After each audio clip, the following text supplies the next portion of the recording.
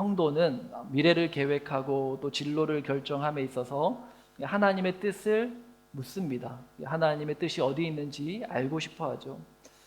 근데 간혹 무엇이 하나님의 뜻인지 몰라가지고 고민하고 갈등하는 그런 성도님들도 보게 됩니다.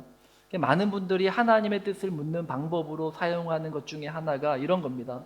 하나님, 만약에 내가 하는 이 결정과 이 선택이 하나님의 뜻이라면 순풍에 돛단 듯이 자연스럽게 이 모든 일이 진행되게 해주세요.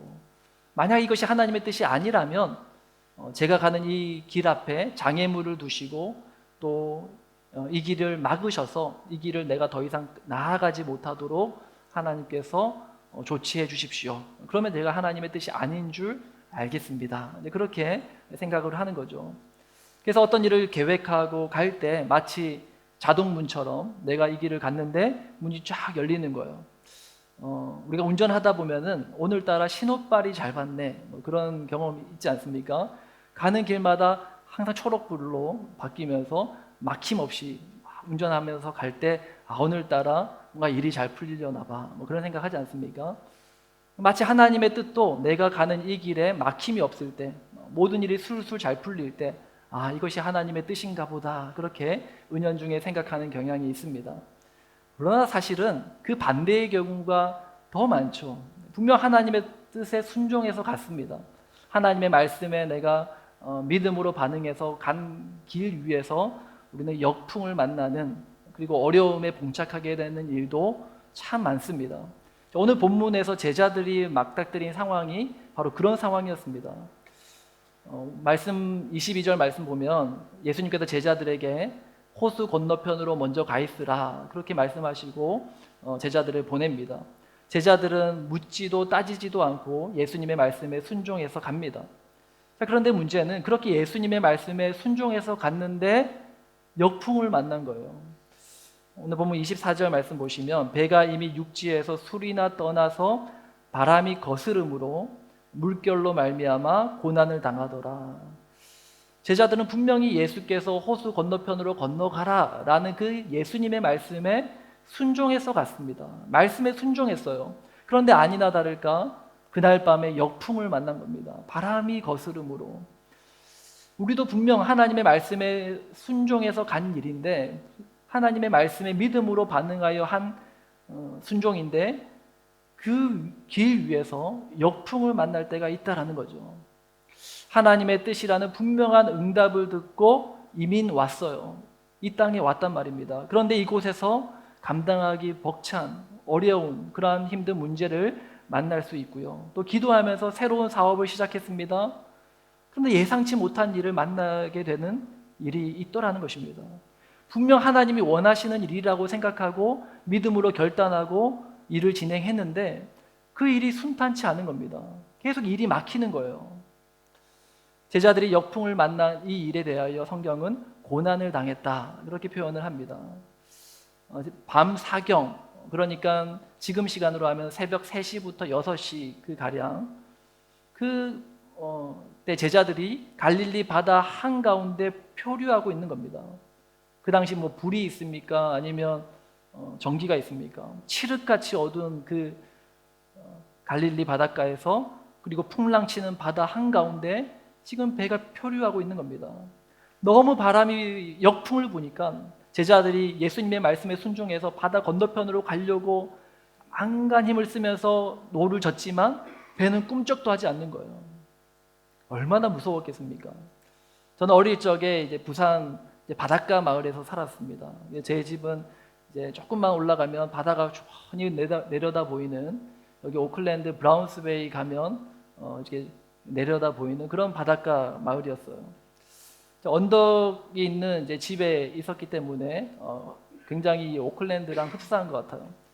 근데 부산 바다는 여기 밀포드 비치 같이 그렇게 잔잔한 바다가 아닙니다.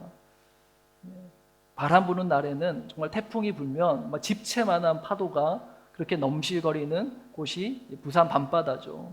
제가 어릴 적에 밤에 혼자 그냥 바람 부는 날에 한번 바닷가에 놀러 간 적이 있어요.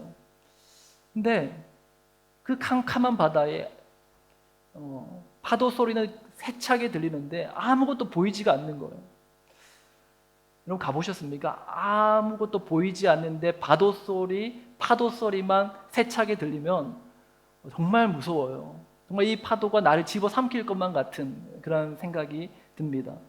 오늘 본문에서의 제자들의 당면한 상황이 바로 그와 같은 상황이죠. 캄캄해서 아무것도 보이지 않습니다. 그런데 파도가 울렁입니다. 그 바다 한가운데 지금 표류하고 있는 제자들의 상황인 거죠. 이 두렵고 떨린 상황 가운데 예수님께서 찾아오십니다. 그것도 어떻게 찾아오십니까? 무리를 걸어서 예수님께서 찾아오신 거예요. 이 모습을 본 제자들이 어떻게 반응합니까? 유령이다. 그렇게 반응합니다. 어두운 밤에 물 위에 서 있는 사람을 보면 누구라도 유령이다, 귀신이다 그렇게 말하지 않겠습니까? 여기서 우리는 보통 이런 질문을 합니다. 어떻게 사람이 물 위를 걸을 수 있을까? 그러나 성경은 어떻게 예수님이 물 위를 걸으셨는지에 대해서 관심이 없죠. 그러니까 지지난주 오병이어 사건에서 보리떡 5개와 물고기 2마리로 5,000명을 먹이셨던 예수님에 관한 말씀에도 성경 기자는, 성경을 쓴 사람은 어떻게 예수님이 그 기적을 일으키셨지? 그 일에는 관심이 없었잖아요. 마찬가지로 지금 제자들에게 물 위를 걸어서 예수님께서 오셨는데 어떻게 그 일이 가능해? 그 일에 대해서 일절 설명해 주지 않습니다. 성경에 관심 있는 것은 무엇입니까? 왜 예수님께서 물 위를 걸어서 제자들에게 오셨는가라는 겁니다. 자, 왜 예수님께서 이 한밤중에 제자들에게 물 위를 걸어서 오십니까? 27절 말씀이죠. 우리 27절 말씀을 함께 다 같이 읽겠습니다. 시작. 예수께서 즉시 이르시되 안심하라 나니 두려워하지 말라. 지금 새벽 3시부터 6시 그 사이에 가장 피곤하고, 여러분 가장 피곤할 때잖아요. 잠이 골아 떨어질 때 아닙니까? 근데 한숨도 자지 못하고 제자들은 밤새도록 노를 젓다가 피곤에 지쳐서 녹초가 되어 있는 그 제자들. 그런데 그 제자들에게 예수님께서 물 위를 걸어서 다가오신 겁니다. 그리고 말씀하십니다. 안심하라 나니 두려워하지 마라. 이 표현의 순서를 주목해 보십시오. 안심하라 나니 두려워하지 마라. 안심하고 두려워하지 않아도 되는 이유의 중심에 예수님이 서 계신 거예요. 예수님이 지금 제자들이 처한 그 상황 한가운데로 들어오신 겁니다. 예수님이 들어오신 거예요. 그러니 이제는 안심할 수 있고 두려워하거나 걱정하지 않아도 된다라고 말씀하시는 겁니다. 오늘 망망대해 한가운데 작은 돛담배 하나 의지하고 근근히 버티고 서 있는 분 우리 가운데 혹 있지 않습니까? 진퇴양난의 상황 가운데 오도 가도 못하고 그런 답답한 상황 가운데 놓여 있는 분 혹 계십니까? 아무리 노를 저어도 이 문제를 해결해 보려고 안간힘을 써도 도무지 진전이 없는 그러한 상황 가운데 놓여 있는 분 혹 있습니까? 주님 오늘 그 문제 위로 나에게 다가오셔서 우리에게 주시는 이 말씀 들으시기 바랍니다. 안심하라 나니 두려워하지 말라. 이 주님의 음성을 들으시는 저와 여러분 되시길 주님의 이름으로 축복합니다. 이와 같은 예수님의 놀라운 나타나심, 놀라운 기적적인 예수님의 등장에 베드로가 굉장히 적극적인 믿음으로 반응합니다. 28절 말씀 우리 함께 다 같이 읽습니다. 시작. 베드로가 대답하여 이르되 주여 만일 주님이시거든 나를 명하사 물 위로 오라 하소서 하니. 예수님께서 물 위로 걸어오시는 모습을 보면서 베드로가 만약 주님이시라면 나로 하여금 오라고 명해 주십시오 그렇게 외칩니다. 많은 사람들이 베드로의 이 반응을 보고 뭐라고 말하는가 하면은 베드로 정말 성격이 급했나 보다. 베드로는 정말 급한 성격, 그런 어떤 기질의 소유자인가 보다 그렇게 말합니다. 근데 아무리 성격이 급해도 굳이 이 상황에서 바다에 뛰어들 이유는 없잖아요. 지금 예수님께서 지금 제자들에게 찾아오고 계시고 조금만 기다리면 예수님이 오실 텐데 굳이 이 시간 베드로가 물 위를 뛰어들 필요는 없단 말입니다. 혹 베드로가 예수님을 너무 사랑해서 예수님이 너무 반가워서 물 위를 뛰어들었다라고 말하는 사람들도 있습니다. 그러나 오늘 본문에서 베드로가 예수님께 하는 말이나 그런 표현이나 이 상황적으로 볼 때 꼭 그런 것 같지도 않아요. 자, 그렇다면 왜 베드로는 다가오시는 예수님을 향하여 바다에 뛰어내려서 예수님께 나아가고자 한 것일까? 베드로는 지금 무엇을 봤습니까? 바다 위를 걸어서 자신에게 오시는 그 예수님을 본 겁니다. 이 바다 위를 걸으실 수 있는 주님이시라면 그 주님을 위하여 내 한 몸 바쳐도 전혀 아깝지 않을 것만 같았던 겁니다.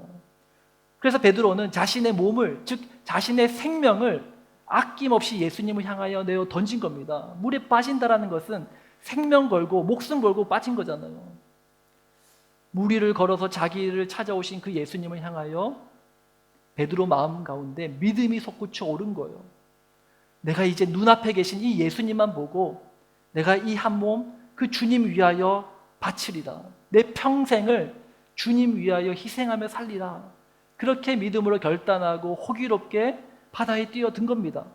그런데 어떻게 됐습니까? 오늘 말씀 보면 베드로가 얼마 못 가서 물에 빠져버립니다.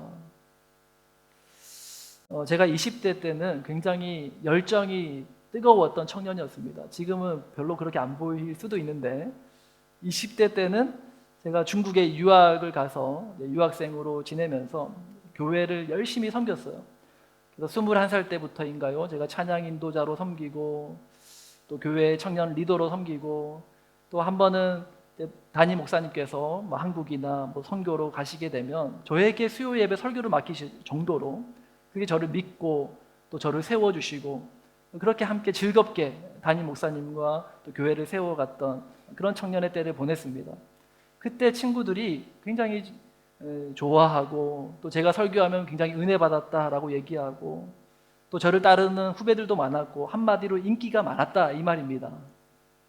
아무도 안 웃으시는데 인기 많았죠. 리더로서 좋은 선배로서 교회 오빠, 흔히 말하는 그런 교회 오빠로서 열정적으로 교회를 섬겼습니다. 그때 저는 그런 생각을 했어요. 내가 나중에 이 다음에 목회자가 되면 전도사가 되고 또 목사가 되면 많은 사람들이 내 설교를 듣고 큰 은혜를 받고 막 성령의 충만한 임재를 경험하게 되고 그런 일이 일어나게 될 거야. 내가 사역하는 그 부서는 막 부흥하고 배가 배로 2배, 3배 그렇게 부흥하고 그런 일들이 일어날 거야. 자신만만했어요. 뭐든지 잘할 수 있을 것만 같았습니다. 근데 저의 큰 착각이었죠. 제가 사역을 하면서 설교를 하는데 꾸벅꾸벅 졸는 사람들도 지금도 한 3분 정도 계신데 그런 일들이 있는 거예요. 분명히 청년 때는 그렇게 지금보다 훨씬 더 부족한 설교였는데도 친구들이 은혜 받았다고 얘기했는데 다 거짓말이었나? 좌절이 되는 거예요. 막 무너지는 거예요. 목회를 하면 할수록 이 길을 걸어가면 걸어갈수록 내 힘으로 할 수 있는 게 아무것도 없구나. 내 생각대로 되는 게 아무것도 없구나라는 것을 더 절절히 깨닫게 되더라는 겁니다. 처음에는 어떻겠습니까? 베드로처럼 주님 만나고 호기롭게 은혜에 반응하여 이 사명 전선에 뛰어들었어요. 내 한 몸, 이 한 몸 주님 위하여 평생을 바치리라. 근데 얼마 가지 못해서 보기 좋게 바다에 빠지는 그런 경험을 한 겁니다. 여러분, 제자들이 예수님의 말씀에 순종하여 배를 타고 호수 건너편으로 갔을 때 역풍을 만났어요.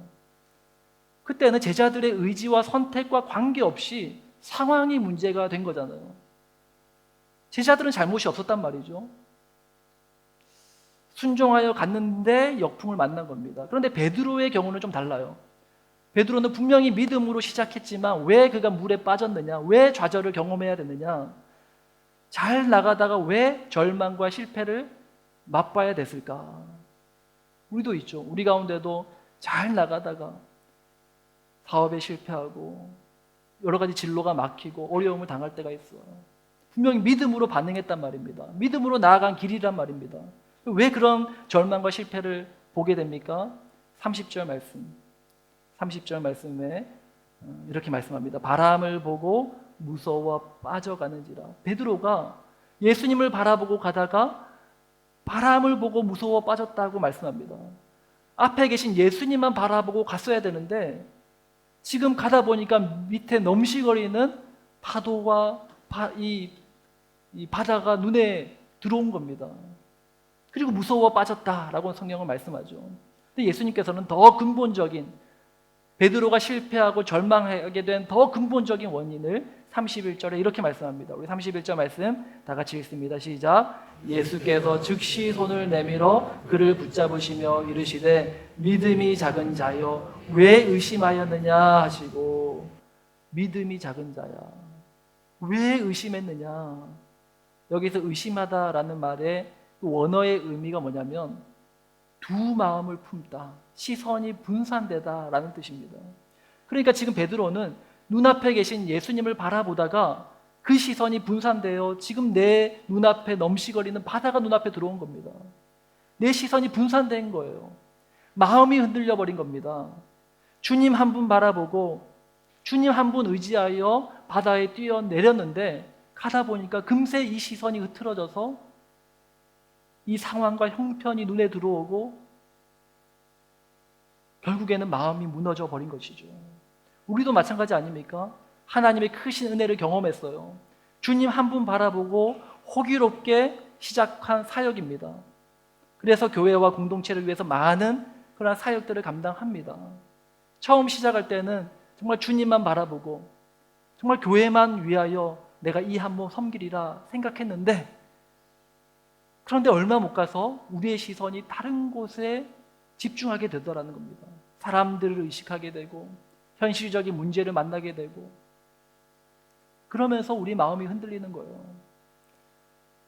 하나님보다 사람을 더 의식하게 되면요, 이 믿음으로 시작한 길 끝까지 갈 수 없습니다. 반드시 물에 빠질 수밖에 없더라고요.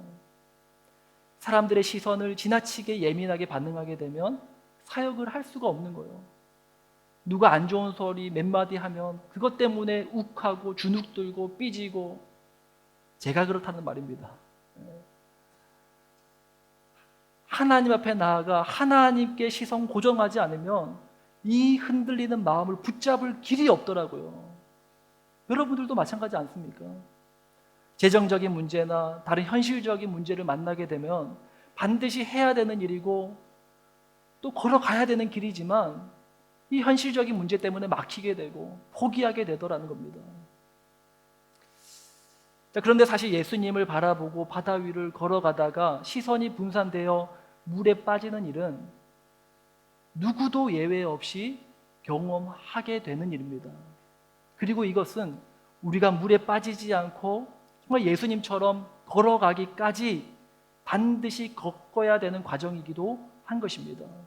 물 위를 걷는다라는 것은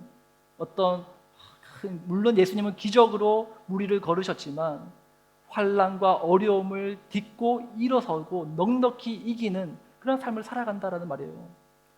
우리에게 닥치는 고난과 어려움을 그 고난 때문에 빠지는 게 아니라 그 고난을 딛고 걸어가기까지 우리는 반드시 겪어야 되는 과정이 베드로가 경험했던 그 물에 빠지는 경험이었다라는 것이죠.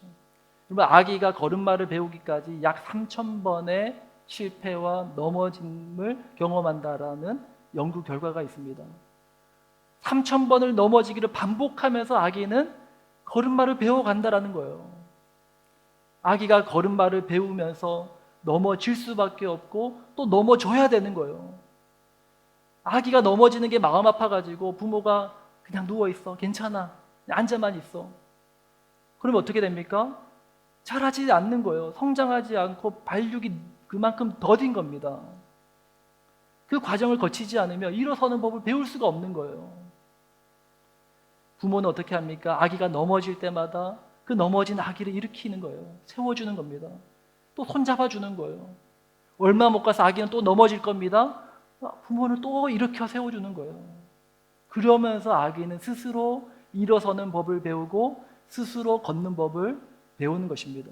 그럼 베드로의 인생을 보면 그의 인생은 실패의 연속이었어요. 예수님 따라가다가 자빠지고 넘어지기 일쑤였습니다. 예수님 처음 만날 때 그가 밤새도록 물고기를 잡았지만 한 마리도 잡지 못하는 실패를 경험해야 됐습니다. 예수님께서 내가 이제 곧 죽게 될 거다, 내가 이제 십자가에 달려 죽는 그날이 온다 라고 예고했을 때 절대 그런 일이 있어서는 안 됩니다, 항변했어요. 예수님께서 뭐라고 말씀하십니까? 사탄아, 내 뒤로 물러가라. 베드로는 하나님이 하실 일에 대한 지식이 없었던 거예요.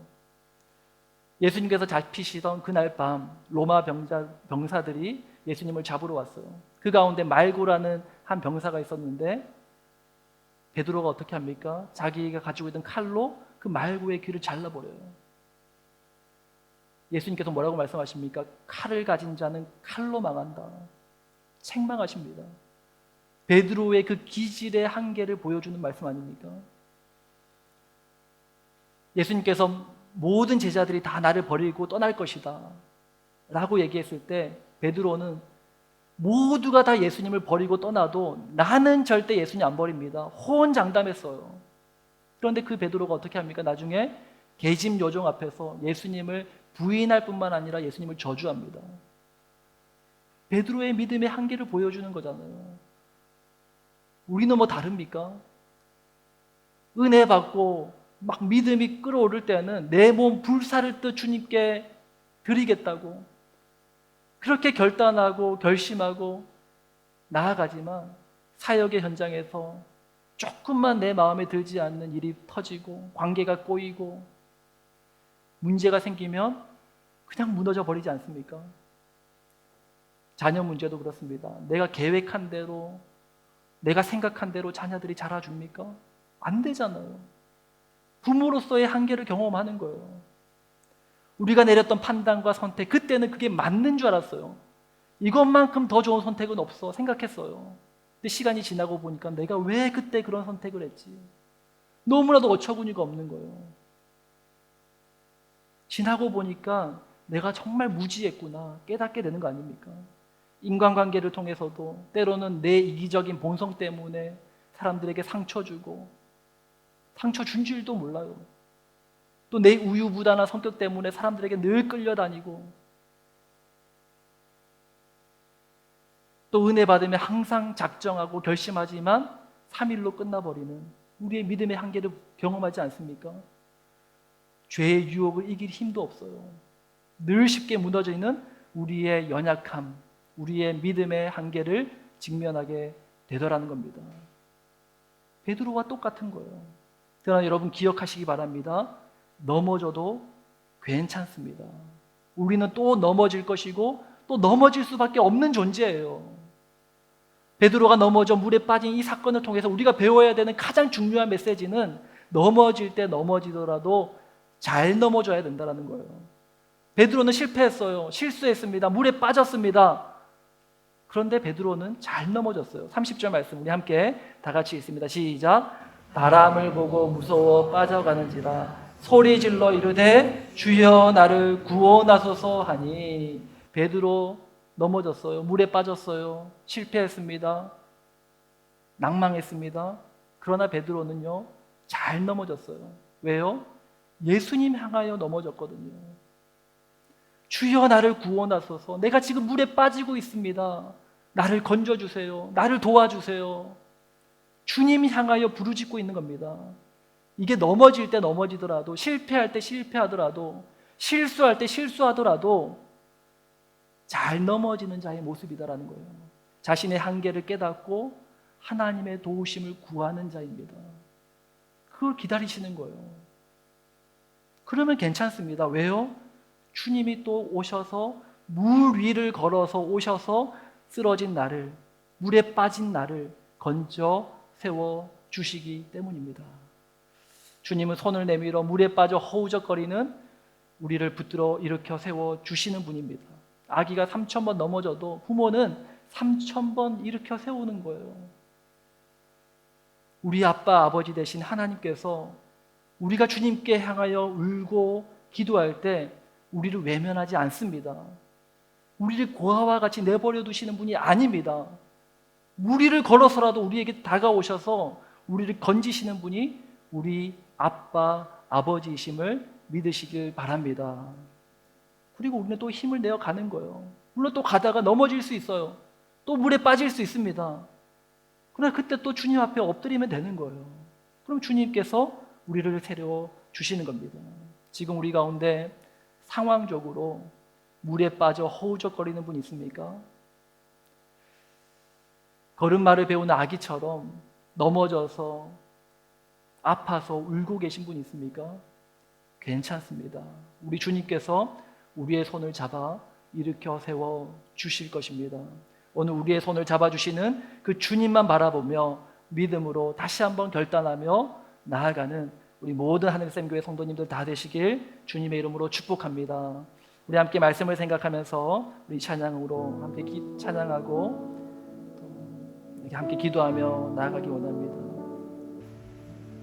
오늘 이 본문 말씀을 그대로 찬양으로 만든 곡입니다. 주님 나를 부르시니 두려움 없이 내가 나아가겠습니다. 우리 함께 이 찬양으로 주님 앞에 고백하며 나아가겠습니다. 주님 나를 부르시니 두려움 없이 내서 나아가리라. 주님 나를 부르시니 주님 나를 부르시니 주님 내게 오라시니 주님 내게 오라시니 주님 보고 계시기에 주님 보고 계시기에 의심치 않고 바다를 걸어가리라. 주님 보고 계시기에 주님 여기 계시기에 아멘. 주님 여기 계시기에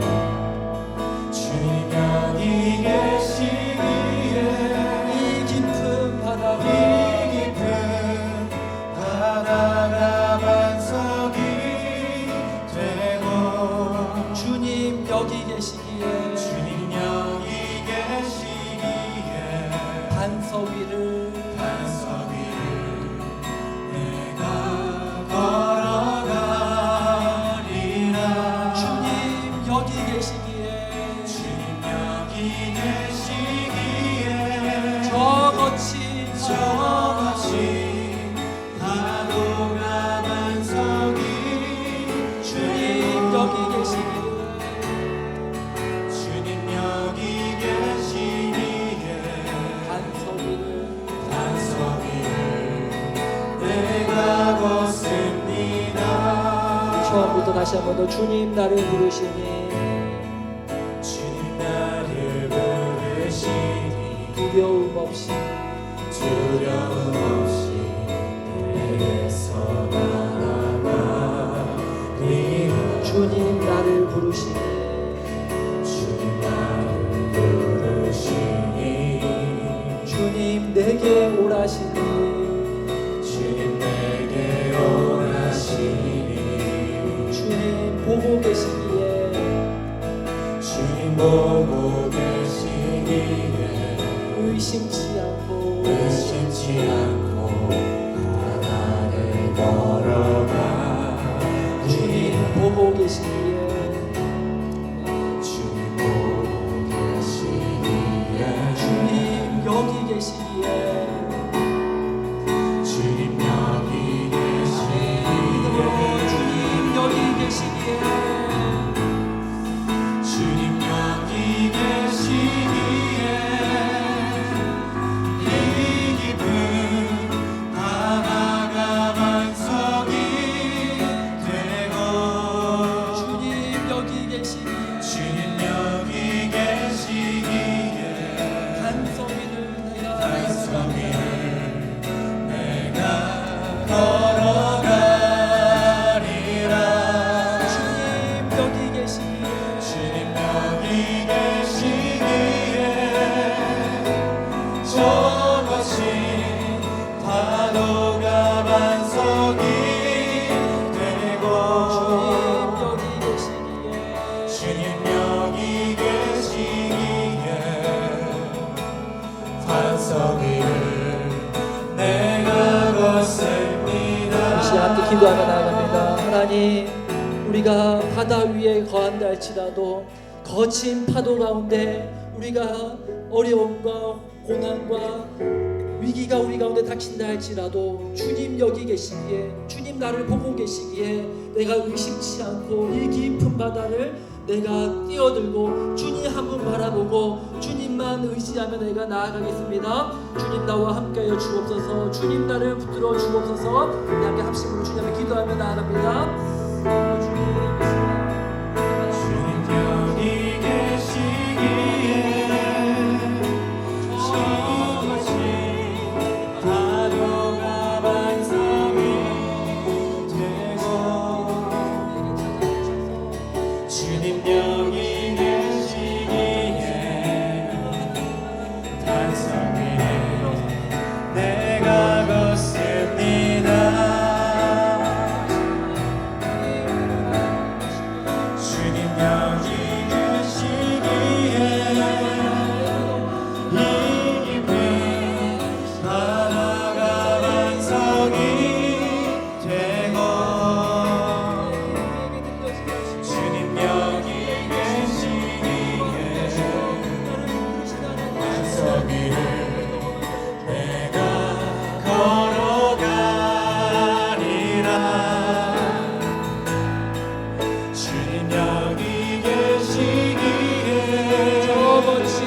저것이 파도가 반석이 되고 주님 여기 계시기에 반석 위를 내가 자리에서 일어나서 걷습니다. 주님 여기 계시기에 주님 여기 계시기에 깊은 바다가 이 깊은 바다가 반석이 되고 주님 여기 계시기에 주님 여기 계시기에 반석 위를 내가 반석 걸어가리라. 위를 내가 걸어가리라. 여기 계시기에 주님 여기 계시기에 저것이 파도가 반석이 되고 주님 여기 계시기에 주님 여기 계시기에 반석 위를 내가 걷습니다. 주의 영광 주의 영광 노래하리. 노래하리. 더 이상 나 버틸 힘이 없어 모든 상황 끝에서 다시 설 때 알게 되리라. 크고 넓은 여호와 하나님 주의 영광 바라보리. 만군의 주 크신 나의 하나님 전능하신 주님과 동행할 때 알게 되리라. 날 만드신 한 번 더 믿음으로 선포합시다. 주의 영광 노래하리. 주의 영광 노래하리. 더 이상 나 버틸 힘이 없어 모든 상황 끝에서 다시 설 때 알게 되리라. 크고 넓은 여호와 하나님 여호와 하나님 주의 영광 바라보리. 만군의 주 크신 나의 하나님